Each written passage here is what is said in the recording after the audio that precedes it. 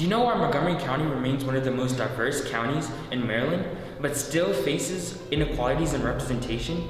Do you know why Montgomery County remains one of the most healthiest counties, but still falls to an insurgence of COVID-19 cases?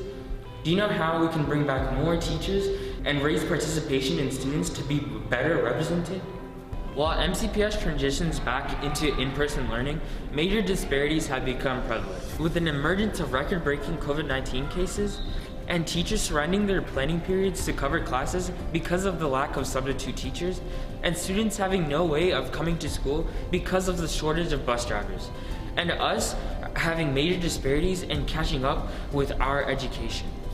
COVID not only resulted in these major disadvantages, but also opened our eyes to long existing current problems that we've been facing for years. We've seen these injustices come up repeatedly in our sports community, our student body, in a clear and concurrent lack of representation in the DCC and NEC areas. Despite the inequalities that we now face throughout the county, myself and students like you continue to fight and advocate for our rights and change that we so rightfully deserve. Montgomery County is truly a place where the student voice shines to make change, not on the sidelines, but on the front lines. As a lifelong DCC student, I never had the opportunity to participate in programs other students from other clusters have had the opportunity to. Through my work of being part of Class SGA, Project DCC, being on 2 past Smob cabinets as a down county cluster liaison, and joining Zoom meetings in county forums about topics that directly affect my community.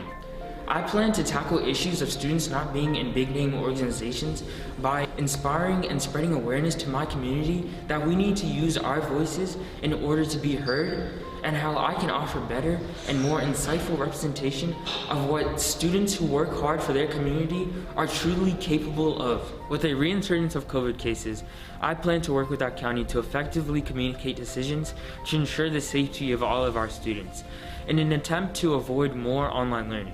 As far as I'm concerned, online learning did not work the best for me, exactly like for the vast majority of our student body. I wish to tackle these issues by adding more tutoring programs and making them more easily accessible to students K through 12. Our teachers, who do so much for us, deserve care as well, for many of them have children themselves.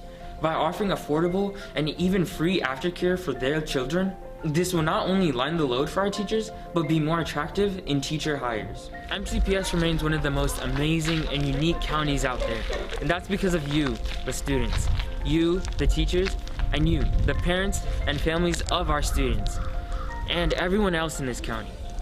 The voice of each of these categories and of our collective could make our individual voice even more valuable and powerful. And if we use our voice in this way, that is, using our voice better, we are able to make true, genuine, and equitable change. My name is Baba Sise, and I'm running to be your next student member of the Board of Education.